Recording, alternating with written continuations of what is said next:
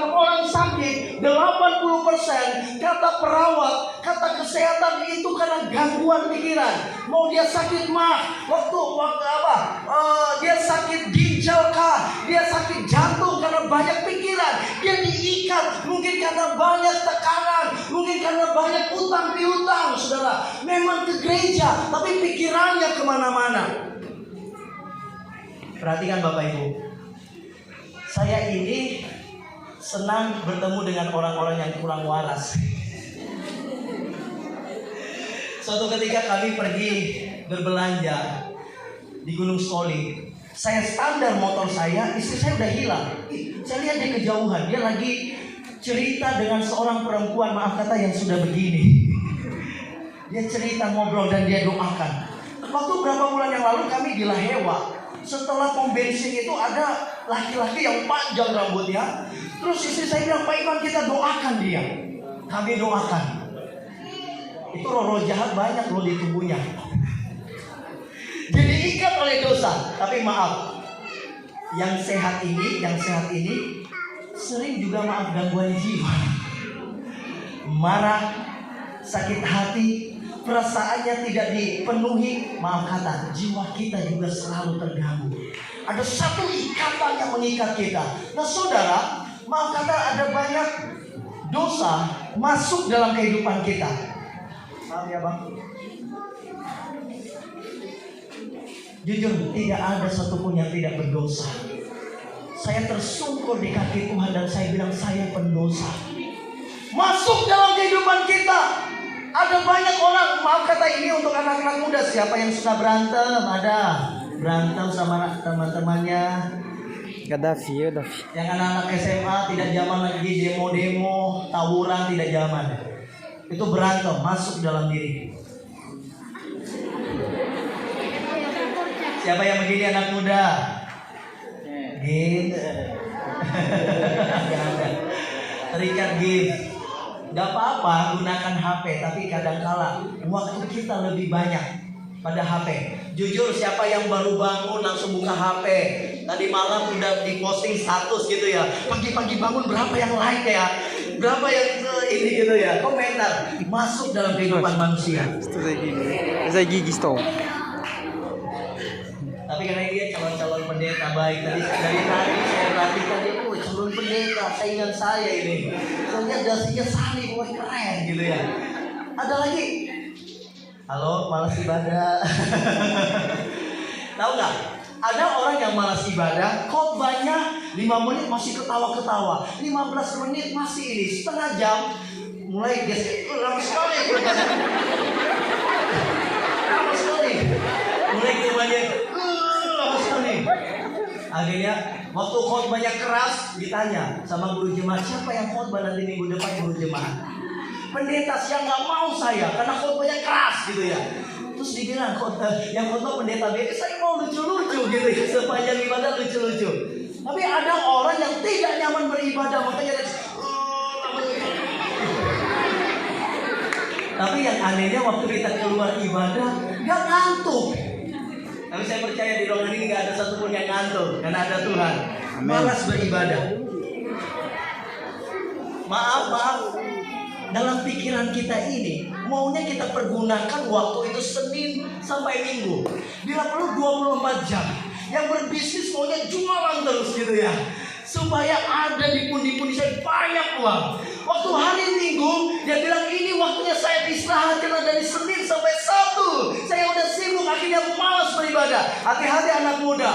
Biasanya dulu ya, kalau hari Minggu ini main voli, main bola kaki, ibadah. Ini malas beribadah. Siapa yang suka mencuri pensil namanya? Ini dosa anak-anak kecil. Mencuri masuk dalam diri kita. Sudah banyak ya. Berat gak? Nggak berat. Berbohong masuk dalam diri kita. Siapa yang tidak menghargai orang lain, suka-suka menjelekkan orang lain, kehidupannya sombong gitu ya. Maaf Bapak Ibu, kalau kita masuk ke gereja nggak usah lihat kanan kirinya. Di sini ada yang musuhan nggak? Tidak ada ya. Kalau ada yang musuhan pas duduk penuh kursinya, tiba-tiba ada satu kursi yang kosong gitu ya. Tiba-tiba itu musuh saya gitu ya. Masuk nggak gitu ya. Tapi masuk aja, nggak lihat kanan kiri.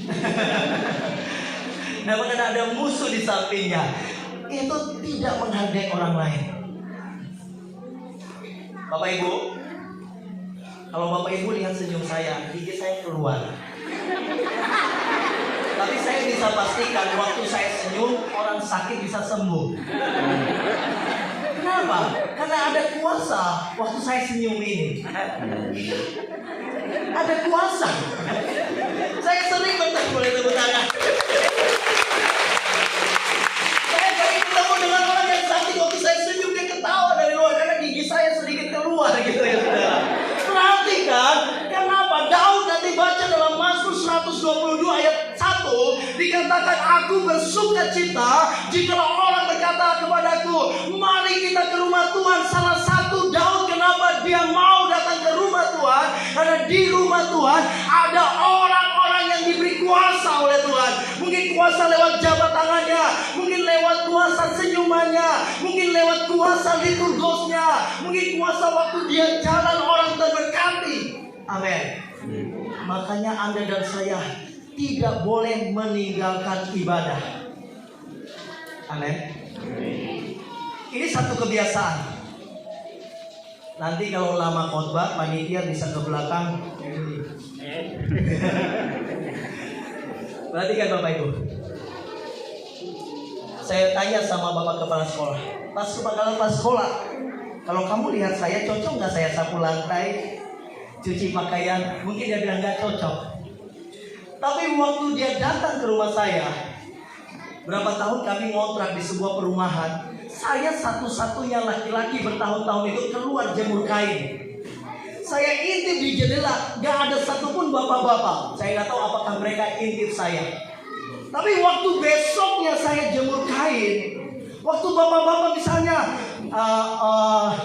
anak muda mungkin ada bapaknya ya, sangar sekali mukanya, ada tato di badan, perutnya buncit ke depan. Tiba-tiba sapu lantai. Kamu langsung bilang, udah baik papa saya. Jangan-jangan papamu lagi rayu mama kamu. Tapi waktu besok kamu lihat mama kamu sapu lantai, kamu berkata, itu kebiasaannya. Perhatikan, ada satu kasus mahasiswa kami berkata, Pak Pendeta, waktu saya ke gereja, saya salamin satu persatu orang-orang. Pas waktu saya duduk, ada banyak bunyi yang namanya itu bunyi sarang tawon. Karena disalamin orang. Saya bilang ke dia, minggu depan apakah kamu salam lagi? Tidak Pak Pendeta, saya malu orang ketawain saya. Saya bilang, kamu salah, salamin saja. Bunyi yang suara itu tidak seperti semula lagi. Waktu minggu depan kamu salamin lagi, orang berkata itu kebiasaan. Berarti saudara, waktu mungkin kita ke gereja berat, ada ibu-ibu setrika, celana suaminya, tapi waktu giliran pergi ke gereja ada sebuah paku yang seperti mengikat dia dan berat. Tapi waktu kita biasakan, minggu kita beribadah, minggu depan kita beribadah, minggu depan kita beribadah, maka setan berkata, saya tidak bisa menahan dia, karena itu gaya hidupnya. Boleh tepuk tangan untuk Tuhan kita. Rajin beribadah. Perhatikan saudara, Yesus masuk. Belum Yesus. Saya pakai cermin. Lihat dulu wajah Bapak Ibu. Saya tadi harus ngaca dulu, takutnya ada cabai di gigi. Boleh pegang. Lihat wajahnya.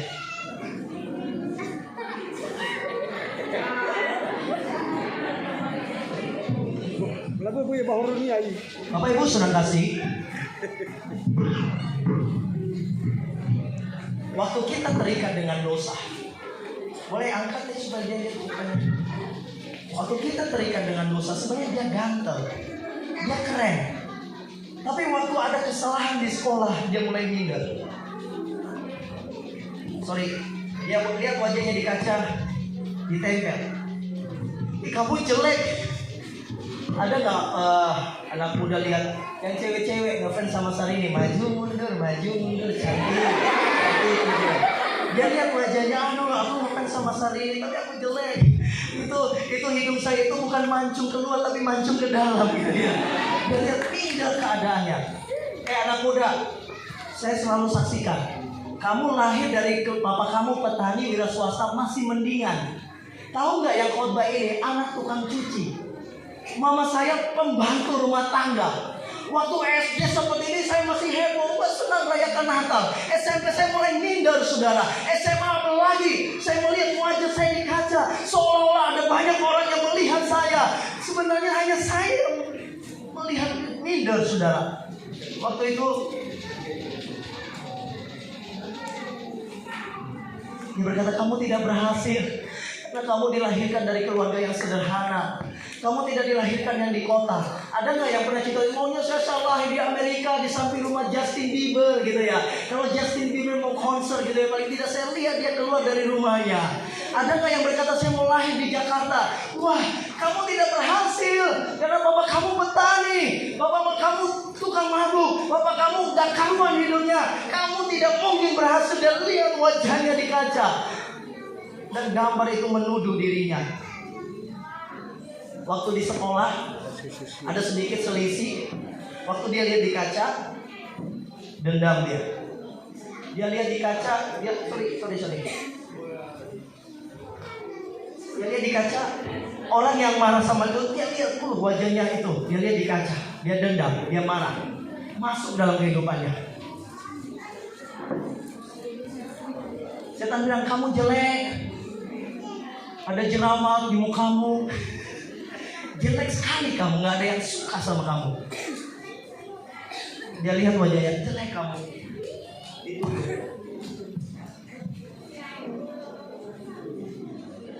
Ada tuduhan. Dikit lagi Bapak Ibu ya. Kamu jerawatan, hidung kamu pesek, kamu gak cantik, kamu gak ganteng.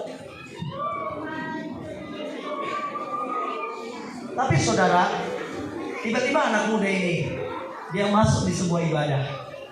Ada pendeta yang mungkin mendoakan dia. Dia dengarkan firman Tuhan. Ini satu kesaksian saya. Jujur Bapak Ibu, saya selalu bersaksi. Saya tidak pernah bermimpi jadi pendeta. Maaf kata, saya di Bandung jadi naik mobil. Maaf, saya bukan saksikan kehidupan lama saya. Saya pasang anting di sini, anting ada tato di badan. 2005 saya ditangkap oleh Tuhan. Dan waktu saya dipulihkan oleh Tuhan, Yesus masuk dalam kehidupan saya.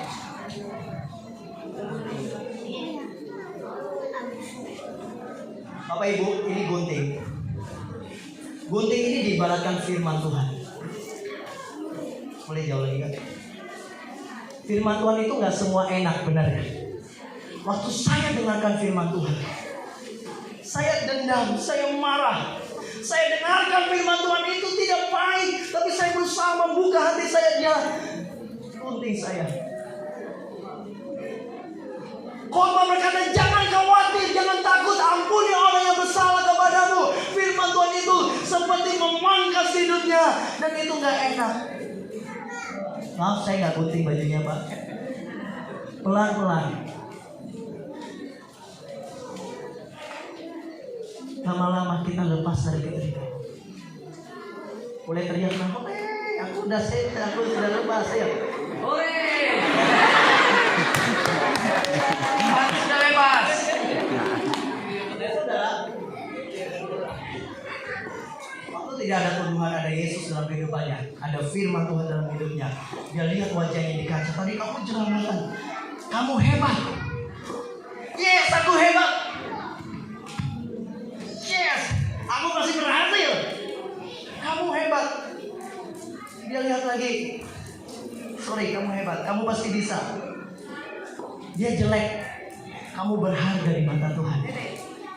Saya kasih ilustrasi. Kalau ada uang 100.000 Bapak Ibu, saya remuk-remuk uang itu, saya kasih sama anak ini, pasti dia ambil. Maaf kata, saya kasih di lumpur, saya kasih uang itu, dia masih ambil. Kenapa? Karena uang itu masih laku. Waktu kita berdosa, saya tidak tahu apa yang menjadi dosa kita. Waktu kita terima Yesus dalam kehidupan kita, dia berkata, kamu berharga di mata Tuhan. Kita berharga di mata Tuhan. Amin. ada keselamatan yang kita peroleh. Boleh tepuk tangan untuk Tuhan.